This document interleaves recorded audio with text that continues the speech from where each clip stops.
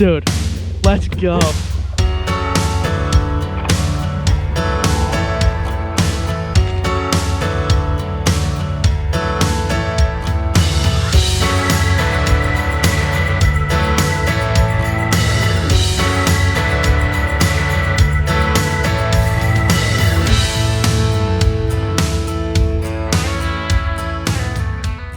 What's going on, everybody, and welcome back to another episode of Untamed Outdoorsmen. Today we are back on the Bonafide PWR mini build series, and today we are going to be installing a bow-mounted trolling motor. This is something that I'm really excited to do for Bruce. This is going to be a really great install, and today we're going to be installing the Minn Kota Terrova bow-mounted trolling motor. So this motor has seen a huge spike in interest in the kayak community because very recently they actually released the Kayak Terrova, which is a kayak specific bow mounted trolling motor. Originally it was the Motor Guide XI3, which was like the main one that people would get for kayaks. I have one myself, but with Motor Guide being combined with Lowrance now, that XI3 at the time of recording this is not in production. So the Minn Kota Kayak Terrova is the closest thing right now. However, this is not that Kayak Terrova. This is just the regular Terrova. However, it's the same exact install as far as I can tell. So I wouldn't worry about that. But this one right here, though, is the Terrova 45-inch shaft, 55-pound thrust, 12-volt model, which is perfect for a kayak. This main features of it, obviously, are spot lock. I get to have spot lock, get to have like heading lock. So the main selling point for these kayaks right now is spot lock for sure, but I love having bow mount motors on them. We've done bow mount installs multiple times on this channel through multiple different kayaks, so we definitely have a lot of experience doing these. This is going to be a really good install, but more importantly, it's going to be a fully ABYC compliant install. So this is going to be a really official install. I do have a lot of experience with doing this outside of this YouTube channel, so okay. So we're going to talk about what we got here. So we got a lot of stuff, and we also have a lot of stuff in the garage, in the main part of the garage for the install itself. But okay, so we're going to start with the small stuff, and then we're going to go to this motor. So we are going to be using battery tender plugs. I love the battery tender plug. There are a lot of popular motor plug brands out there from name brands that are all good in their own way. But for me, I really like the battery tenders because they are solely dependent on your crimps. So if you know how to get good crimps, if you know how to strip and crimp wires properly, the battery tender is going to be your friend. So that's what we're going to be using here. I love these, so I highly recommended them to Bruce to buy, and he took my advice. So we're going to be installing those. We got some miscellaneous ring terminals here. So these, we're going to be using 6-gauge wire for this installation. I came to that conclusion through our total wire run. For this scenario, they recommended 6-gauge wire. Our wire run is not overly long, so 6-gauge wire is fine. Just make sure the wire that you choose is the manufacturer specified wire gauge size, and it is tinned copper. Do not buy pure copper wire, buy tinned copper marine rated wire. But these right here are some 6-gauge ring terminals. We also have other stuff in the garage that we may use on this install. If we do, I'll let you know. However, these are 6 AWG tinned copper, not pure copper, tinned copper ring terminals in 5/16 and quarter. 5/16 for the battery, quarter for these battery tender plugs. So again, highly recommend tinned copper because it is moisture and corrosion resistant. Pure copper has absolutely zero corrosion resistance. You can use like a dielectric grease to extend the life of your pure copper terminal, but for the extra $1 it would cost for tinned copper, just go with tinned copper. So we have our 6-gauge wire here. This is Duplex coated wire. So this is basically a white sheathing on the wire that protects from moisture, water, all the elements. This protects it. We have some regular wire here for jumpers. We're going to be using these for jumpers to our circuit breakers or to our plugs, whatever it may be. This is also marine rated, weather resistant wire, so also very, very protective. We have the Bonafide PWR bow mount plate here. This is another essential that I highly recommend you buy for a kayak because this gives it that rigidity that it needs to survive long term on a kayak. This is directly from Bonafide's website, so highly recommend that. We have, and this is for cord management, we have some saddle clamps for this scenario as well. So saddle clamps, we're not going to be using the screws on the saddle clamps, going to be using the 3M adhesive. I don't expect these to be a permanent solution. However, if they do work out well, that's just a bonus. They were only a few dollars anyway. And lastly, again, I might be missing a thing or two, but the majority of it, this is the Minn Kota quick release plate. So for kayaks, I view this as an absolute essential. There is no way I will do an install without a quick release plate on a kayak. I love these things because I don't recommend transporting your kayak with the motor on it. So whether that be a trailer or truck bed, I don't recommend putting your motor on the kayak and transporting it. So this is an absolute essential because you can just pop it right out and put it in cab of your vehicle, whatever it may be. So this thing is awesome. And yeah, guys, so there are a lot of tools that you will need, like wire strippers, crimpers. There's probably gonna be a whole variety of tools that you'll need. I'll link whatever tools I use in this video in the description, as well as many of these things that I can think of. If I miss a thing or two, I apologize, but yeah, so we have a lot to do. This might be a longer video, just a heads up, but yeah, we're gonna do this the right way, and we're gonna make it so Bruce never has to even think about this wiring setup ever in his life. He can just use it and enjoy it and not have to worry about it. So yeah, let's do that. Okay guys, so basically what we are going to do is we are pretty much going to go from bow to stern and get everything hooked up in that way. So we're going to be just kind of following from bow to stern.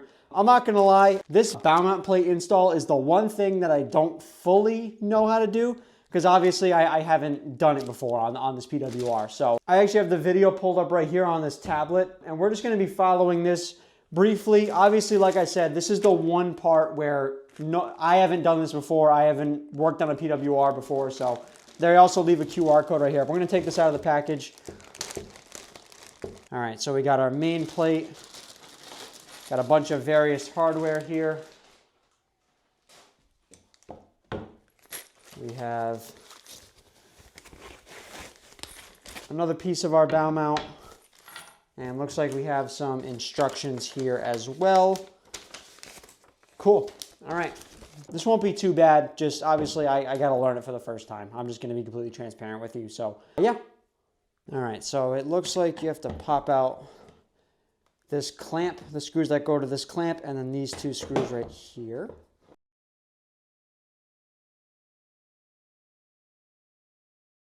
Keep in mind, we have multiple videos on installing bow mount motors on kayaks, and one in particular, we have a video just going over the tips and tricks that I have for installing bow mount motors.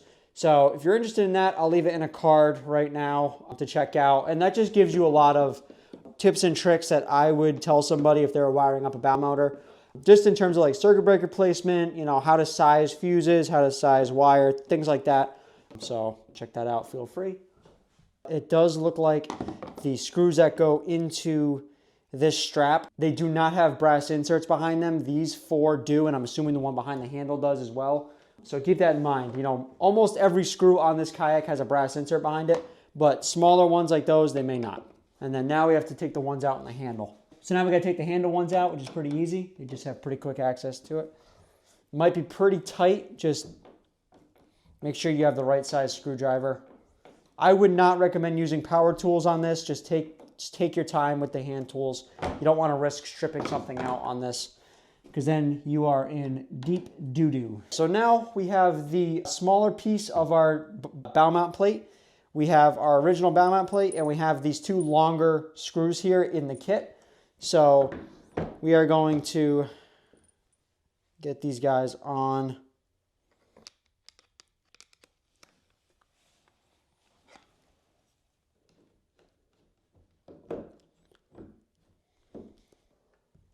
Okay, so the next part of this video, we have to install our threads, basically. Okay, so you have these thread things. So they're basically going to go on this side of the plate here. So basically this little like notch on this side. You're going to just get these seated in there for now, and then we're actually gonna have to hit them with a hammer, which is completely normal. Okay, so now we have to actually hammer these threads into this section here. So just get yourself a hammer, don't be afraid, and really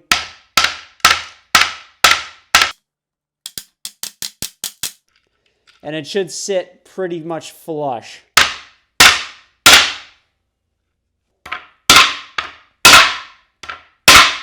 All right, so you just want to make sure too, you don't hammer too hard on one side of these. Hammer them nice and flat. Yeah, we're good. So next part of this install, there's this little notch section here. We have to match it with this little part here, and that's just going to press in, and it's going to be a pretty tight fit. There we go. Okay. So best way to do it is take both your hands and just put your body weight on it. So next up is we have to use some self-tapping screws that come in the kit. So there's these 3 screws right here. We have to take these small self-tappers and just put them through that. This is not going through the kayak. This is going through that first piece on this bow mount plate. I still don't recommend using power tools here. Just push your hand into the screwdriver while you do this.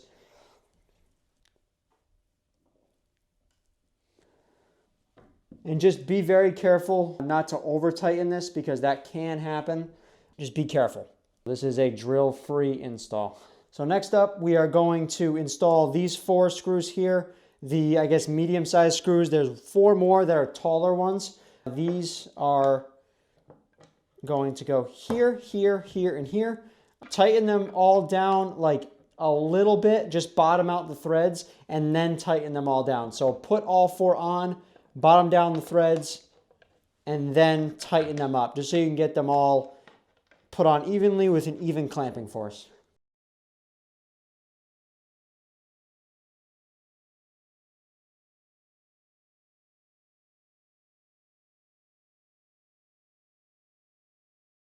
All right, sweet.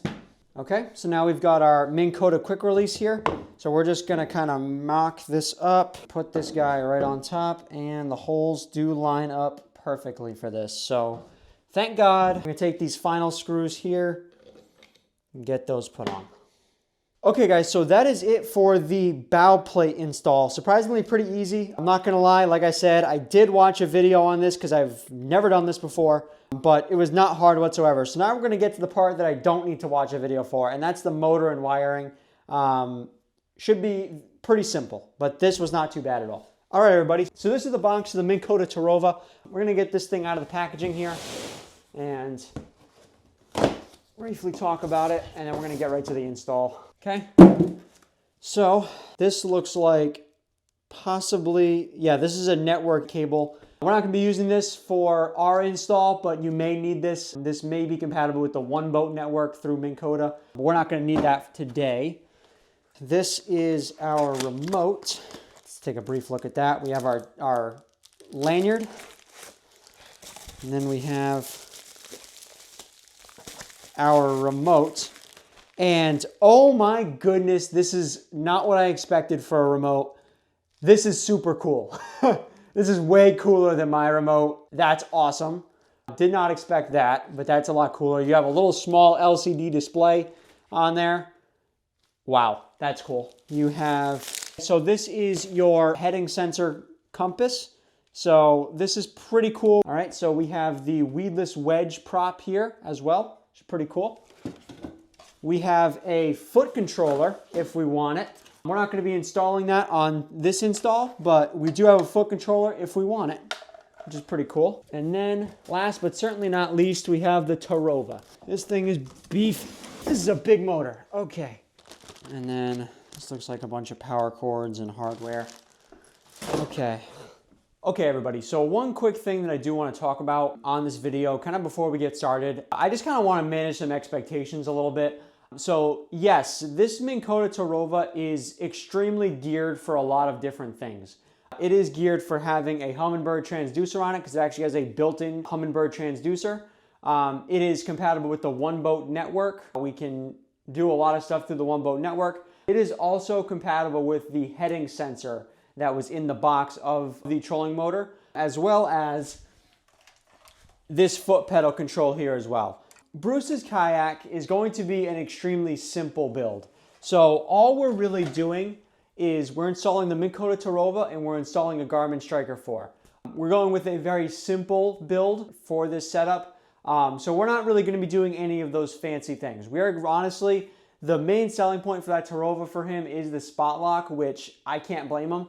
So pretty much how we're going to approach this is we're going to get all the bone stock features, just so if you guys are looking for something and you're starting to watch this video, this might not be the video for you. We're just going to get this thing ready to go bone stock without all the fancy features on it. Basically what I do with my XI3, so spot lock, how I use my Motor Guide XI3 is how Bruce is going to use the Terrova. We may end up installing those items at a later date. If that is the case, I'll make another video on going over those fancier features, but as of right now, we are just going to use the motor in its base form.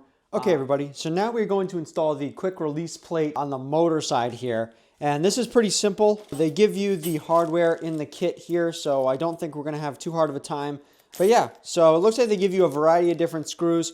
A few things we have to install first. So we have this key thing here that we have to put on, which is gonna be pretty easy because it just looks like it slides.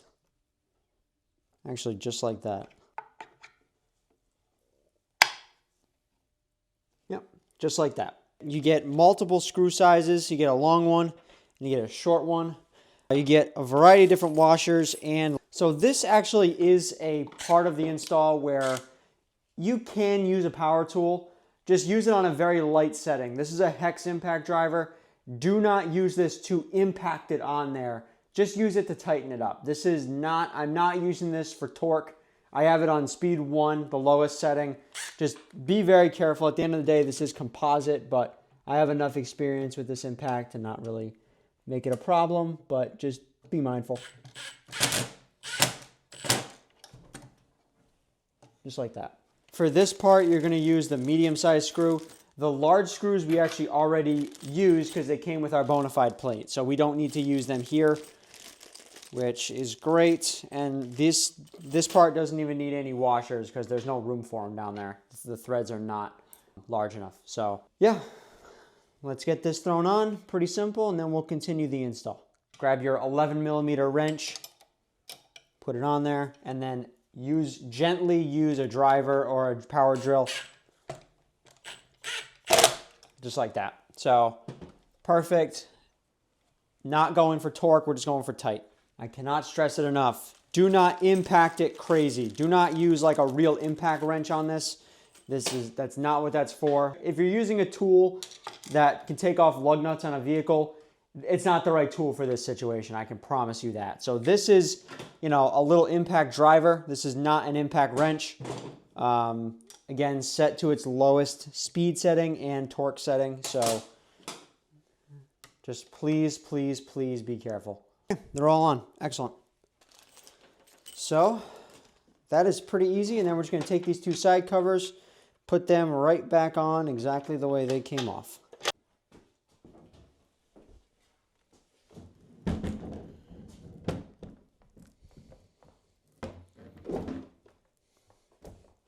Look at that.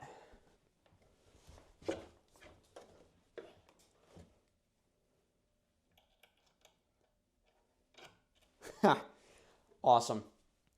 And let's just confirm that it does in fact deploy.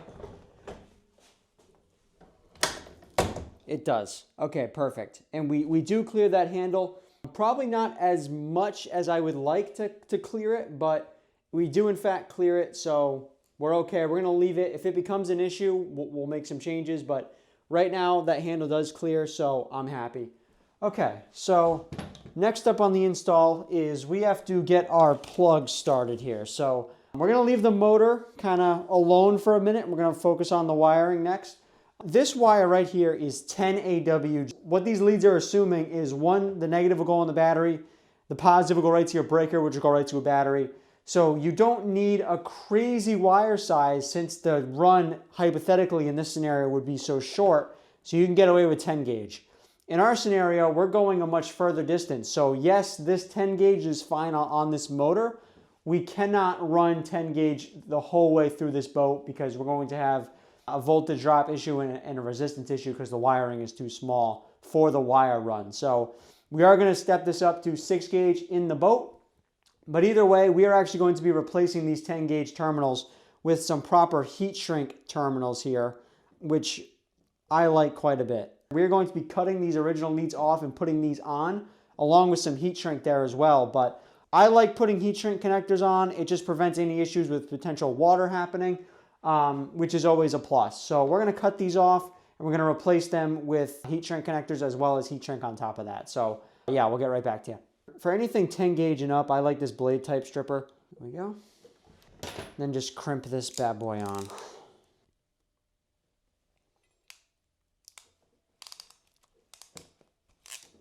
Okay, good to go. Give it a good pull test. Make sure you got a good crimp on it. Good quality crimper, you won't have issues most likely. Now we're gonna add some heat shrink on top of the already heat shrink ring terminal because I think it looks good. So be very careful with heat guns and blow torches. They can very easily damage your kayak, so do it away from you.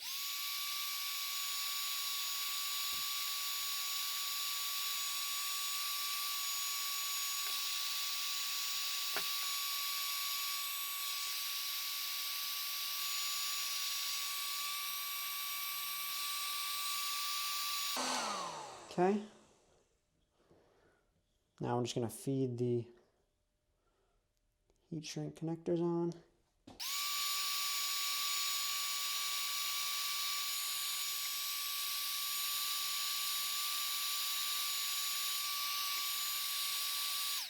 Okay.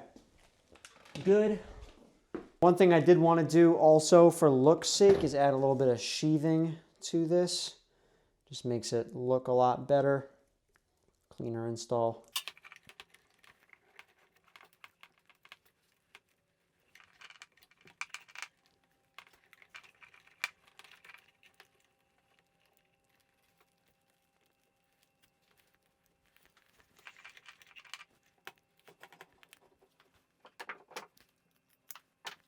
All right, so I am going to add a zip tie or two to the sheathing just so it stays put.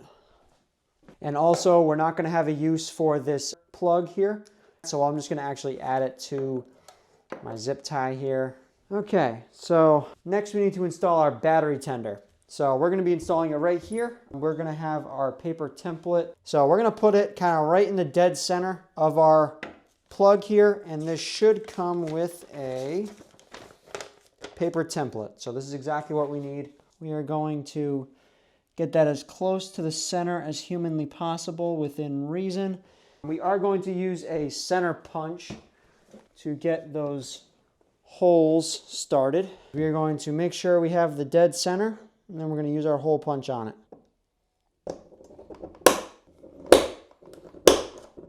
I'm going to pilot holes started on every one of them, then kind of go from there.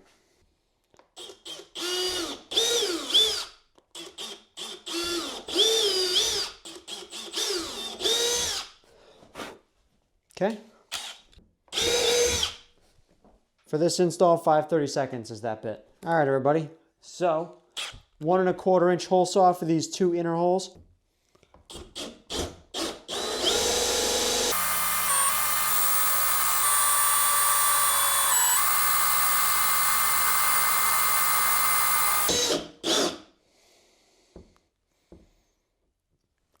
That got a little hot.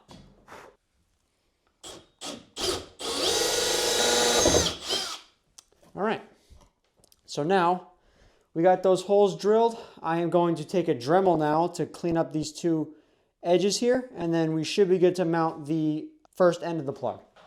Okay, so my advice when you're dealing with Dremels or anything like this, wear eye protection at a bare minimum, but basically we're going to just kind of clean up these 2 corners a little bit here, and then we're going to sand it with the sanding tool on here, but yeah, so we're just going to clean that up.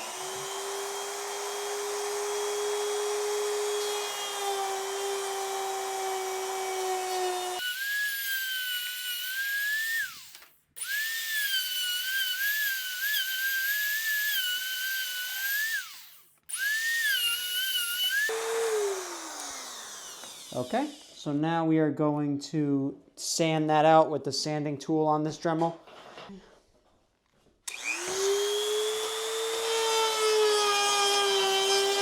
All right, so assembling the battery tender is actually extremely easy. It's not bad at all. Again, this is one of my favorite plugs for a reason. Okay, so it's going to sit like that.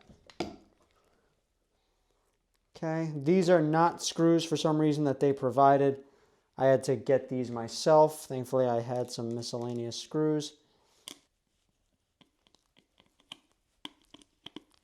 Okay, guys, so now that we got the plug siliconed on the boat side, we're going to put the motor side on now. So this is pretty simple. It's not bad. And they are directional. So there's a plus and a minus symbol on the battery tender. So obviously we're just going to match that up. We're going to need a wrench with that. This is why we used 1/4-inch rings.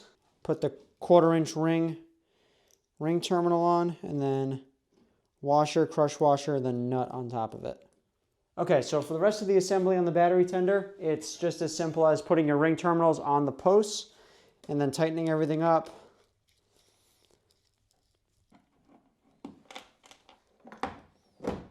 So it's not hooked up to power yet, but just to confirm. There we go. That looks excellent. All right, so that's what we got so far. So let's go through a quick tour after night 1. Okay, so after night 1, we got this Minn Kota Terrova physically on our kayak, a quick release puck, and our Bonafide plate right there. Looks good. We got our prop installed. Also looks good. That is the weedless wedge 2 prop, which is always nice. We have our wire here, which we replaced with our own connector. Don't mind this cable. This is a different type of cable, but we have the stuff in sheathing is the Minn Kota wire that comes with the motor. So I added sheathing after the fact, and we're going to bundle this up better. And we're also going directly to our battery tender plug here, which is super nice. And we also have this transducer wire for a transducer for a Humminbird unit. That would typically be right here. We're not going to be using that, so I just kind of wrapped it with the zip ties, which is totally fine. And we also took some flush cuts on the zip ties so we won't cut our fingers or anything on it. But yeah, this looks good. Super excited with how this turned out. I'm going to go to bed. I'm going to call it for day 1 here. Tomorrow night, we're going to be back at this. We are going to run our 6-gauge duplex from here to our seat area out there. We are going to hook up our circuit breaker back there as well. And we're going to kind of fine tune this motor, see exactly what it needs in terms of like compass and GPS, stuff like that. We're going to figure that out as well. But yeah, guys, stay tuned for tomorrow. Okay, guys, so we are back with day 2 doing this installation here. So for day 1, we managed to get this motor fully mounted up, ready to go. We also got the motor side hooked up in terms of the battery plug. So we have our battery tender here. We have our receptacle in the kayak itself. This just pops right out and then screws right in and latches right in. This cable, I added some sheathing to it, make it look nice. I am going to kind of zip tie it up and clean it up a little bit so it's not just like this dangling thing hanging out. But this looks incredible. This is such a cool motor so far. But we still have a lot more to do. So we have to run our 6-gauge duplex from the bow to the mid section of our kayak. We have some things that we're going to do per Bruce's request in terms of like where the plug is going to go and things like that. So, but yeah, guys, either way, so far so good. This is turning out really great and I'm really excited. So let's continue the install now. All right, everybody. So now we're going to start installing our 6-gauge duplex to this installation. So I do have a couple of tips and tricks when it comes to installing duplex coated wire. I actually have a dedicated video going over all those tips and tricks, like I said earlier in this video. So we're going to take this guy out and we are going to need our power link plate here. All right, so we've got our 6 AWG duplex marine rated wire here. I highly recommend duplex coated wire for this. To me, it's a no-brainer. So first thing we're going to do is we obviously have to access the wire inside of this coating. So I have a few tips that I can show you guys. So when it comes to cutting duplex, in my opinion, I've only found one way that works for me, and that is cutting straight down the middle with a razor blade. So what I do is I like to take my time and find the dead middle of this duplex. You can kind of see little outlines of the wire that's in there, so it can kind of guide you. But give yourself a little bit extra room to work with and then cut down slowly, and you'll feel the razor blade kind of bite into the duplex. And that's how you know you cut properly, because if you cut too far to the left or too far to the right, you're going to cut into your wire. So just be careful there. So just take your time, and also don't cradle the duplex and run your finger down. I have a permanent scar on my finger from doing exactly that. So don't do that. Just cut it away from you and use your thumb to guide it down. And you should feel it bite. If you don't feel it bite, you're doing something wrong. So just like that. You see how my razor blade is through? That means I'm not touching the positive or the negative. So I'm going to just continue this route slowly. Just using my thumb to push the razor blade through. Yeah, definitely make sure you give yourself some extra slack on the duplex, because you're going to have to crimp wire, put heat shrink on it, you know, the whole 9 yards. So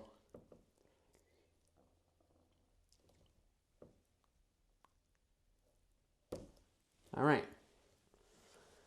So there we go. So as you can see, the wire is not cut even a little bit, which is what's important. So now you're probably wondering, how do you clean this up? So I have a couple tips on that to make it look really professional. So we're gonna have to go get some scissors, and we're gonna get some heat shrink. Okay, so we got a few different things here. So we have our ring terminals, we have our wire strippers for larger gauge wire, we have a couple pieces of heat shrink, a 1/2 inch heat shrink and 3/8 heat shrink. We have our larger crimper for tinned copper lugs. We have our scissors. So the scissors we're going to use to cut this excess jacket. So it doesn't have to be perfectly flush, just within reason. Just kind of like that will do just fine. You don't have to cut it perfectly. Okay, so we're going to take our 1/2 inch heat shrink. We're going to cut it right in half. Okay. We are going to slide our heat shrink onto both of the connectors and halfway down the duplex, just like that. So now we are going to heat this up, and this is going to make that install look a little bit cleaner. So it hides what you cut. I just think this looks really good. You don't necessarily have to do this part, but obviously you absolutely want to heat shrink the ring terminals. This part's optional, but I just like the way it looks. This is larger 1/2 inch heat shrink. It's going to seal down nice. It's a 3-to-1 ratio heat shrink, and it has adhesive built into it. So we're going to heat this up, and I'll show you how it looks. Okay.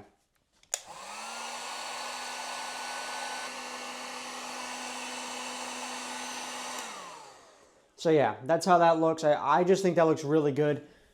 You want to heat it up until the glue is poking out the bottom and the top. So I'm going to give that like 30 seconds to a minute, kind of let that cool down a minute, and then we're going to start on our ring terminals here. The ring terminals are 6 AWG with a 1/4 inch ring. That's what's compatible with these guys here. The silicone did not come out super pretty back here, but it is what it is. Yeah, 1/4 inch rings, and now might be a good time to actually put the wire into your kayak. So one thing I'm going to do is I always cut the wire just to get a fresh edge to it. Doesn't have to be much. That was like a 1/4 inch. I just like to do that because it makes the leads nice and visible again. So now we are going to install 2 1/4 inch rings, but I am actually going to put them in a way so they get the most contact. So I'm actually going to install them upside down. So the lettering facing down so it better hugs this battery tender. So I'm going to use this blade stripper. I really like this blade type stripper on these larger wires. I think it does a really good job.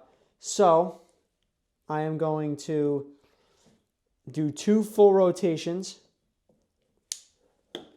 of that wire. And it does have an arrow telling you which way to turn it. And that cut it perfectly. So I couldn't have asked for a better cut. And now we're going to crimp it. So I have this piercing crimper here. I like this piercing crimper for larger battery lugs like these. Smaller heat shrink jackets, not so much, but these larger connectors, absolutely, I like this thing quite a bit. get it oriented exactly how I want it. Now's the time you can make changes, and you can't really make changes once you crimp it, so be aware.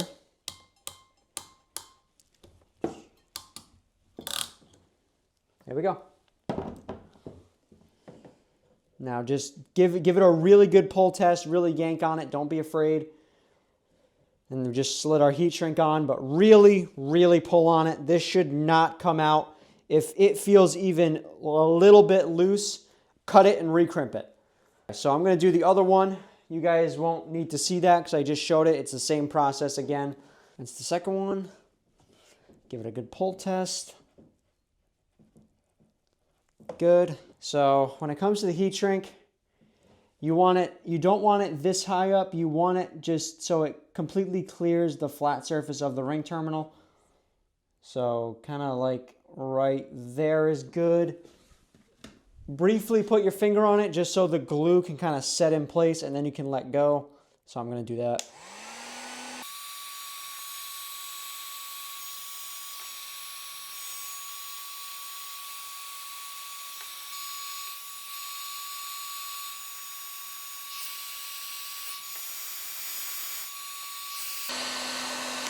All right. So yeah, guys, when it comes to heat shrink, make sure you buy the minimum 3-to-1 heat shrink ratio, so it shrinks 3 times its size. And make sure you buy the stuff that has the adhesive material already built into it. If you don't get that stuff, I just find it to be a little problematic. So as you can see, the 1/4-inch rings fit perfectly. Don't be afraid to really crank down with your wrench as far as your hands can get you. So you should be able to wiggle it and it won't move at all when you wiggle it. A little note about the battery tender. You will have a little bit of resistance putting it in this power link plate here when you put the plate back on. Don't worry about it. Just make sure that it goes on. Just to kind of give you an idea how that looks. That looks pretty good right there. Nice and tight. Looks good. We have our heat shrink right there, and then our duplex the rest of the way. So now we're just going to fish that through the hull to the seat area, and I'll get back to you. All right, everybody. So we got the wire fished through. That was surprisingly not bad because the distance from the most visible part of this bow hatch to here is actually not far at all. So we're going to install another battery tender plug here. And we do have to be a little bit mindful because we do have the raise and lower lines relatively close there, but I think we're going to be okay. I think we're going to clear it, no problem. So yeah, this is going to be pretty easy. I am going to do some cable routing as well, but we're going to basically repeat exactly what we did in the front with installing that battery tender. We're going to repeat it into this spot right here. And yes, in a perfect world, I would have loved to put it right here, but I actually thought about it a little bit more, and I spoke to Bruce and figured out exactly what he wanted. And he actually wants it right here, which is actually, I like a bit more. Reason being is because he has very quick access to this plug in the event he needs to access it. If he's on the water and something happens, whatever it may be, and he needs to disconnect the battery from the motor, he can do that very easily right here. So it's going to be right to his side. If it was back here, he would have to turn around and like mess around with it. Don't get me wrong, we're also going to have a circuit breaker up near the battery, so I don't think this is going to be a problem whatsoever. But I absolutely understand the reasoning to have it right here as well. So we're going to put it right here for now. And if he decides that maybe he'd rather have it right here, that's the glory of these power link plates. We can just change it wicked easily. It would take like 10 minutes to swap it. So not a big deal whatsoever if he decides to go a different route one day, whatever it may be. I'm not going to show a whole lot of that part in particular. I may just show a couple things and then cut to this plug being installed on this plate. So yeah, let's get after it.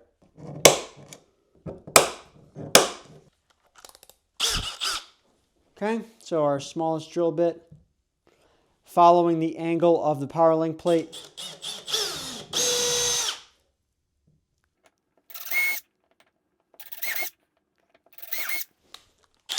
Went from a 1/16 all the way to a 1/8 now. I'm gonna go one size bigger. All right, everybody, so our 1 1/4 inch hole saw on the 2 inner holes. Start that.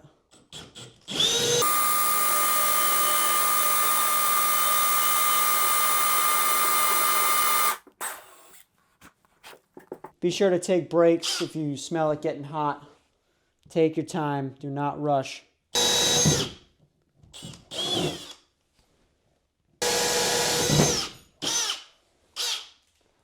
Okay. Now we're going to Dremel that. Let's cut some plastic. Dremel time.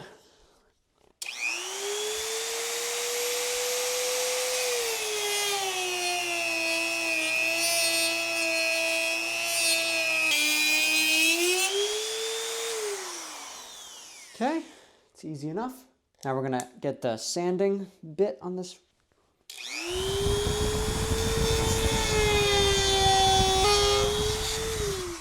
Damn, I am good. I will add, don't forget the gasket.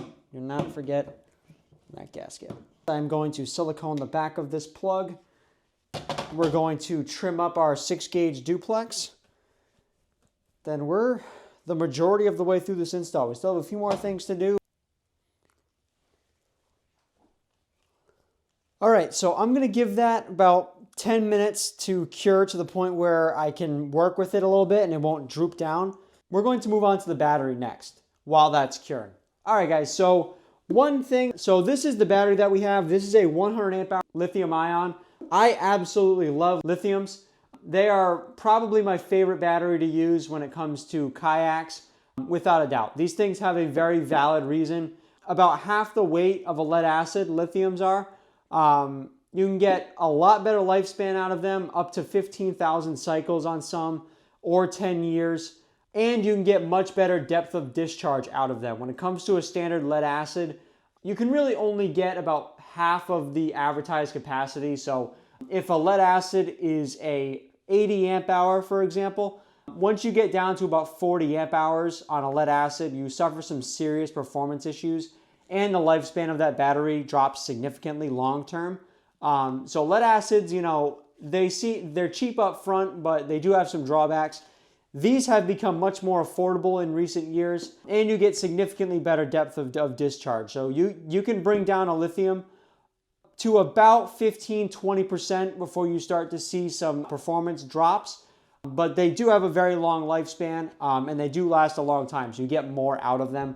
I will say, without a doubt, one of the most important things with a lithium is, one, making sure you have a proper charger that can do lithium. If you do not, and you're just using a regular lead acid charger, you will run into problems with these. And number two, make sure you do plenty of research on the battery you're going to be buying. So there are options that range anywhere from $2,500 to $3,000, all the way down to $100 and $200. There are a lot of great budget-friendly options out there, so you don't have to spend crazy money to get a good lithium, but please make sure you do your research on how to care for one of these batteries and the reviews on that particular battery. And most importantly is making sure that it has a good quality BMS system in it, a battery management system in it. That is right up there with buying the proper charger. That is an extremely important piece to this puzzle. Making sure you have a BMS system that is actually present in the battery. Do your research and make sure that the battery that you're buying has a known good BMS system in it. Typically they're internal BMSs, but please make sure it has a good BMS and you have the proper charger for it. But yeah, so this is the one that we got here. This one had really good reviews online. This is the one that Bruce purchased for this build. This is a Group 24, so a smaller battery. It's crazy, in recent years, 100 amp hour size has gone down in actual size significantly. Back when I bought my lithium ion, the only option out there was a Group 31 for 100 amp hour size. Now 100 amp hours go down to Group 24 and sometimes even smaller batteries. So it's crazy how far the technology has come in just a short amount of time. But we also have this battery box here. This is a Group 24 battery box by C-Choice. C-Choice is actually a really good brand for things like butt connectors and heat shrink terminals. So they make some good products. And this C-Choice option is going to do great, at least for the time being. Who knows, you may upgrade at a later date. But yeah, a lot of cool stuff here. So, and lastly, we also have our circuit breakers. So we've talked about the importance of circuit breakers a number of times on this channel. But I will say, I'm not going to repeat myself all the way. You can watch that video. But if you do not install a circuit breaker or an overcurrent device on your build, you immediately create a dangerous install for you, your gear, and the people around you. So please make sure you properly size and rate your circuit breakers on your builds. And in terms of circuit breaker placement, it needs to be within 7 inches of the battery according to ABYC. So as close to the battery as possible. The closer the breaker is to the battery, the safer the install. Anything further away than 7 inches is not ABYC compliant. So please make sure that when you're buying a circuit breaker, it is properly sized according to the manufacturer and it is within 7 inches of your battery. Okay, so back to the build. I'm comfortable enough to put this back in the kayak. I don't think this is going to start to droop down. I'll keep an eye on it tonight, but either way, so we have to get our distance correct here. So I'm going to gently tug on it and then give me an idea of the amount of slack that we have in there. We have our end here, and we are going to repeat the process that we just did a few minutes ago. And we are going to cut our duplex with our razor blade and then attach it to our battery tender. So I'll get back to you when I'm doing this. I'm not going to show you guys doing the same thing again and just repeating that same process we did earlier. I will definitely leave a link in the description to these wire strippers here. They were not expensive at all and they work amazing for anything 8 gauge and up. So anywhere from 4/0 all the way to 8 gauge. These work extremely well. The 3/8 heat shrink that we're using for these 6 gauge connectors, I have a whole roll of like 65 feet of it, so it works out really good. I want to give that a minute to cool and harden up the glue a little bit. But just to give you a rundown, so we're going to hook up the rest of this battery tender here. We're going to route it up on the wall of this kayak here facing me. And then we're going to put a small jumper going straight to the batteries here, but we're also going to run our circuit breaker in that run as well. So yeah, I'll show you briefly how to do that, but yeah, home stretch here, guys. Excellent. So we completely clear the line, so we are good. So another small thing that I'm doing is I am using what they call saddle clamps across the wall of the kayak. I'm going to add a few more to where I can actually reach it. But I'm going to add a few saddle clamps just to kind of keep the install a little bit cleaner and keep this bow area nice and clean. I don't want, the wiring getting in the way of what Bruce wants to put in here when it comes to tackle or his cart or whatever it may be. So we're going to make sure we keep this nice and clean for him. And you can't even see it from the top except that little corner there. So yeah, I didn't want to lose this dry hatch, but these are really good saddle clamps. They're with 3M adhesive. So do I expect them to last the lifetime of this kayak? Honestly, probably not. However, if we can get a few years out of them and they still hold pretty good, I'll call that a win. It wasn't too expensive, and it was 3M adhesive back there. But yeah, we're going to cut these zip ties, get them nice and clean cut with some flush cuts. But yeah, we're going to add as many of these as I can. Keeps the wiring nice and clean. So a little tip I've learned, whenever you're cutting zip ties, use something like these flush cuts here. I will not use anything else to cut zip ties. Reason being is it cuts them completely flush. So you can rub your finger across it and you won't cut your finger, which is awesome. It cuts them completely flush to the head of the zip tie, so it won't cut you or your items that you paid good money for. Okay, everybody, so now we're to the home stretch of the install here. So now we have to connect our final battery tender to our battery. So I made 2 6-gauge jumpers here. These are probably 18-inch jumpers, and I had bought some extra wire. This is 6-gauge marine tinned copper here. I bought this solely to do jumpers from batteries to plugs. So that's what we did here. So I trimmed this to size, and what we're going to be doing is the negative isn't really going to change all that much because it may trim down, but it's not going to change all that much in terms of things that we have to do. This positive one, though, does have to change a little bit. So 7 inches away from the battery, we are going to add our circuit breaker, and then we're going to go the rest of the way to the battery. So it's going to be a 1/4-inch ring right here, 1/4-inch ring, 1/4-inch ring. This is both sides of the circuit breaker, and then a 5/16 ring for this battery post. This is just going to have a 1/4-inch ring and then a 5/16 post. So not a whole lot to explain here. Just the big thing is making sure that the lengths are correct. That's probably the most important thing here. Let's get after it.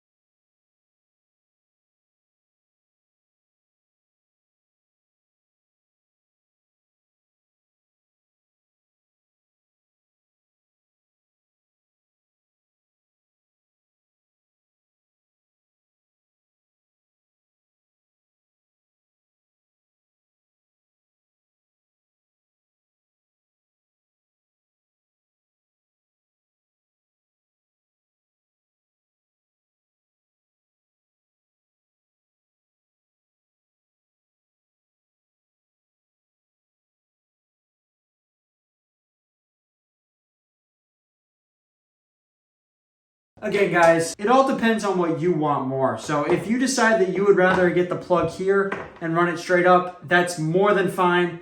For us, we really wanted this battery tender plug, and we wanted to have easy access to this plug. So I just felt like putting it here for Bruce's situation works pretty well for us.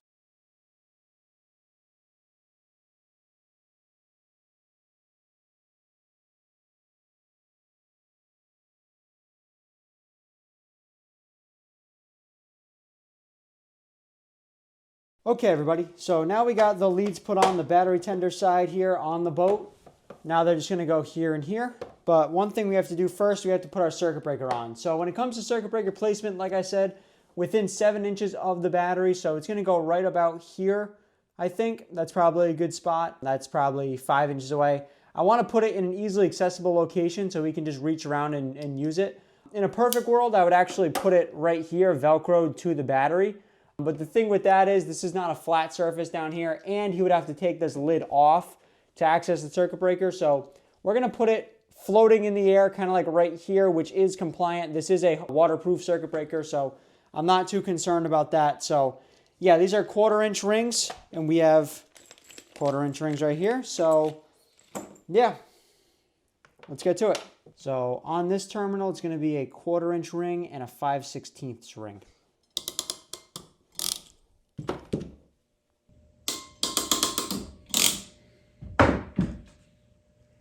So 1/4-inch on this guy.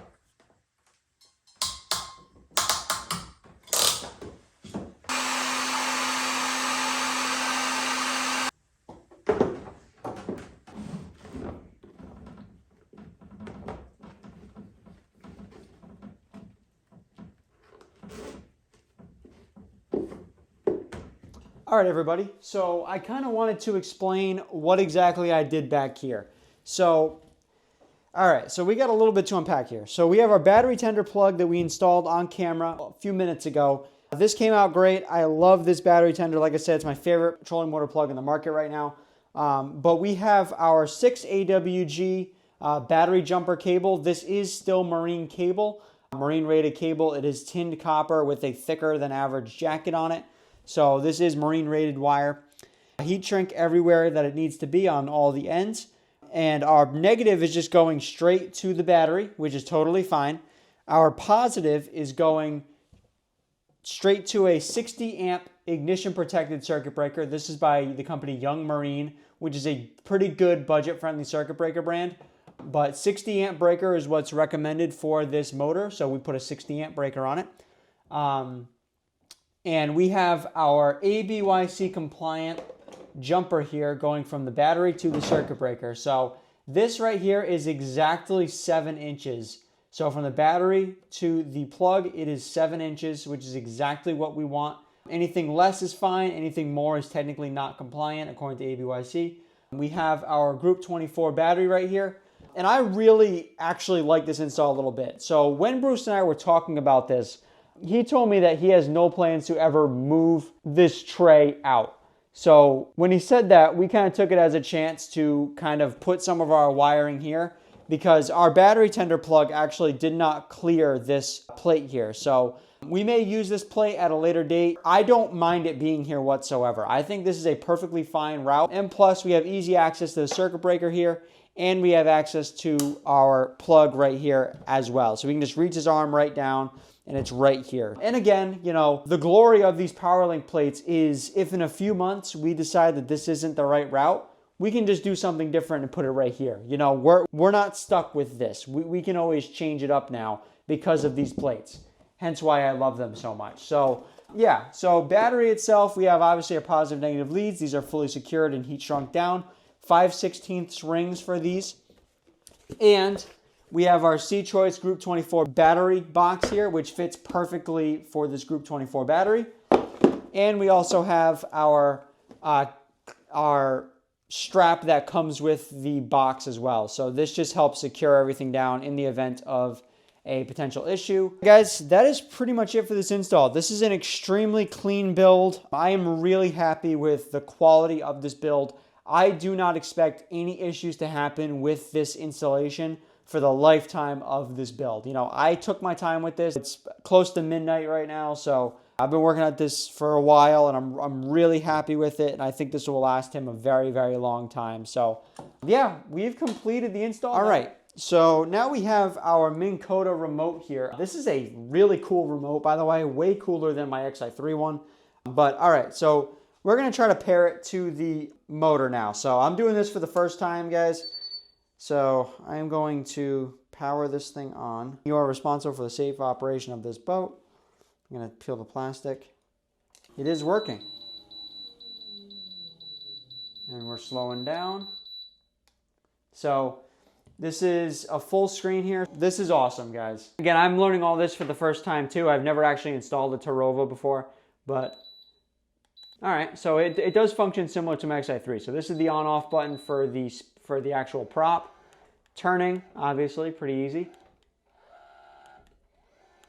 Turn it on.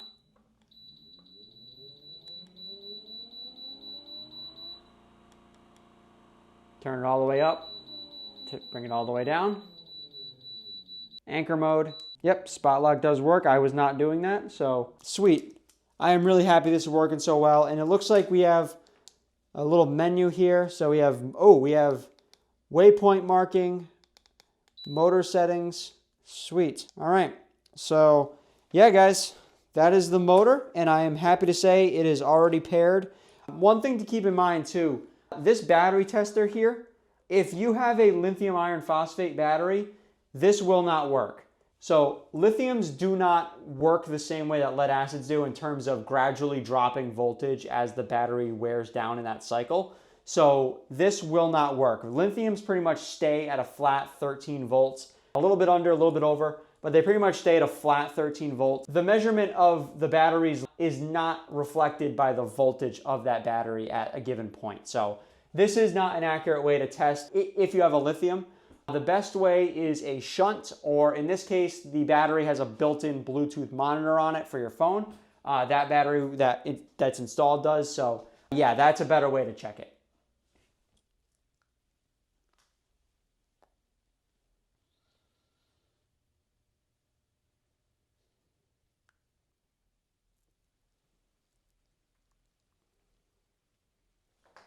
Okay, everybody, so that is actually going to do it for today's install on the Minn Kota Terrova to this Bonafide PWR129. I am so incredibly excited and happy with how this turned out.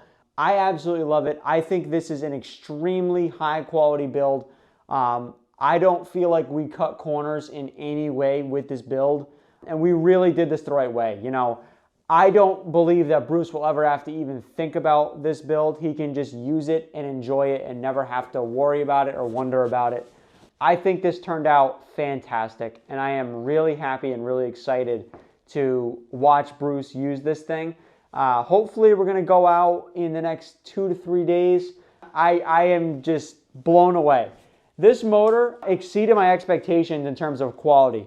You know, it looks really great, obviously. This remote is extremely intuitive for this motor. When we eventually put the heading sensor on, that little white puck, I think this is going to get even more intuitive.